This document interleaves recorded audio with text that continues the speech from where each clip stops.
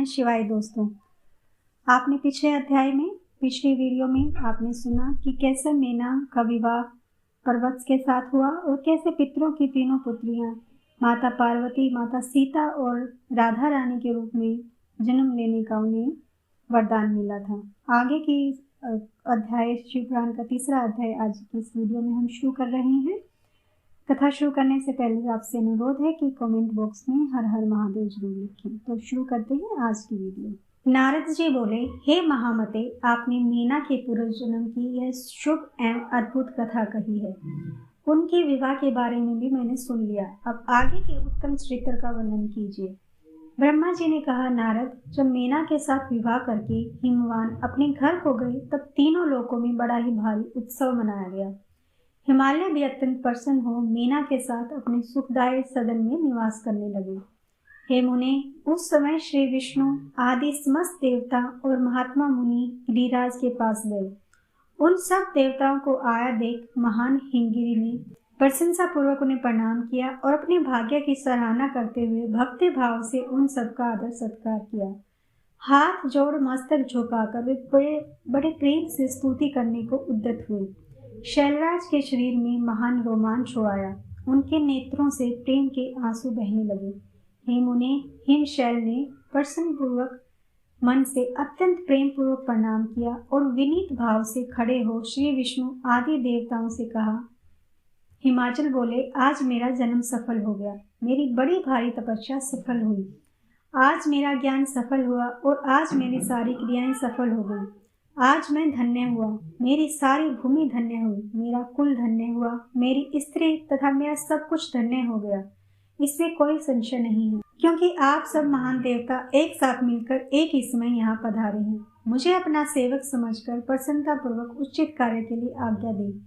हिमगिरि का यह वचन सुनकर वे सब देवता बड़े प्रसन्न हुए और अपनी सिद्धि मनाते हुए बोले, हे हिमाचल, हमारा हितकारक वचन सुनो। हम सब लोग जिस काम के लिए यहाँ आए हैं उसे प्रसन्नता पूर्वक बता रहे हैं। गिरिराज पहले जो जगदम्बा उमा दक्ष कन्या सती के रूप में प्रकट हुई थी और रुद्रपली होकर सुदीर्घ काल तक इस भूतल पर क्रीड़ा करती रही, वे ही अंबिका सती अपने पिता से अनादर पाकर अपनी प्रतिज्ञा का स्मरण करके यज्ञ में शरीर त्याग कर अपने धाम को पधार गई। हे हिमगिरे, वह कथा लोक में विख्यात है और तुम्हें भी पता है। यदि वे सती पुण्य तुम्हारे घर में प्रकट हो जाए तो देवताओं का महान लाभ हो सकता है। ब्रह्मा जी कहते हैं, श्री विष्णु आदि देवताओं की यह बात सुनकर गिरिराज हिमालय मन ही मन प्रसन्न हो आदर से झुक गए। बोले, हे प्रभु, ऐसा हो तो बड़े ही सौभाग्य की बात है। तत्पश्चात वे देवता उन्हें बड़े आदर से उमा को प्रसन्न करने की विधि बताकर स्वयं सदाशिव पली उमा की शरण में गए। एक सुंदर स्थान में स्थित हो समस्त देवताओं ने जगदम्बा का स्मरण किया और बारंबार प्रणाम करके वे वहां श्रद्धा पूर्वक उनकी स्तुति करने लगे। देवता बोले, शिवलोक में निवास करने वाली देवी उमे, जगदम्बे, सदाशिव प्रिय, हे दुर्गे, हे महेश्वरी, हम आपको नमस्कार करते हैं। आप पावन शांत रूप श्री शक्ति हैं, परम पावन पुष्टि हैं। आप प्रकृति और महत्व तो ये आपके ही रूप हैं। हम भक्ति पूर्वक आपको नमस्कार करते हैं। आप परम कल्याणमयी शिवा हैं। आपके हाथ भी कल्याणकारी हैं। आप शुद्ध, स्थूल, सूक्ष्म और सबका परम आश्रय हैं। अंतर विद्या और सुविधा से अत्यंत प्रसन्न रहने वाली आप देवी को हम प्रणाम करते हैं। आप श्रद्धा हैं, आप धृति हैं, आप श्री हैं और आप ही सब में व्याप्त रहने वाली देवी हैं। आप ही सूर्य की किरणें हैं और आप ही अपने प्रपंच को प्रकाशित करने वाली हैं। ब्रह्मांड रूप शरीर में और जगत के जीवों में रहकर जो ब्रह्मा से लेकर तृण पर्यंत संपूर्ण जगत की पुष्टि करती हैं, उन आदि देवी को हम नमस्कार करते हैं। आप ही वेद माता गायत्री हैं। आप ही सावित्री और सरस्वती हैं। आप ही संपूर्ण जगत के लिए वार्ता नामक रखती हैं और आप ही धर्म स्वरूपी वेदयत्री हैं। आप ही संपूर्ण भूतों में निद्रा बनकर रहती हैं और उनकी शुद्धा और तृप्ति भी आप ही हैं।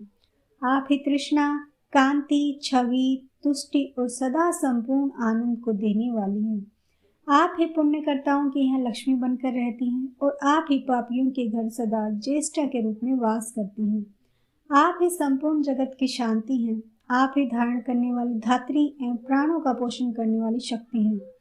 आप ही पांचों भूतों के सार्थों को प्रकट करने वाली तत्व स्वरूपा है। आप ही नीतिज्ञों की नीति और व्यवसाय रूपिणी है। आप ही सामवेद की गीति हैं। आप ही ग्रंथि हैं। आप ही यजुर मंत्रों की आहुति हैं। वेद की मात्रा तथा अथर्ववेद की परम गति भी आप हैं। जो प्राणियों के नाक, कान, नेत्र, मुख, भुजा, वक्षस्थल और हृदय में धृति रूप से स्थित हो, सदा ही उनके लिए सुख का विस्तार करती हैं। जो निद्रा के रूप में संसार के लोगों का अत्यंत सुभग प्रतीत होती हैं, वे देवी उमा जगत की स्थिति एवं पालन के लिए हम सब पर प्रसन्न हो। इस प्रकार जगजननी सती साध्वी महेश्वरी उमा की स्तुति करते अपने हृदय में विशुद्ध प्रेम लिए वे सब देवता उन देवी की दर्शन की इच्छा से वहां खड़े हो गए। तो ये था कथा शिवपुराण कथा अध्याय 3। उम्मीद है आपको मेरी ये प्रस्तुति अच्छी लगी होगी। मिलते हैं अगली वीडियो में शिवपुराण कथा अध्याय 4 के साथ। तब तक के लिए ओम नमः शिवाय।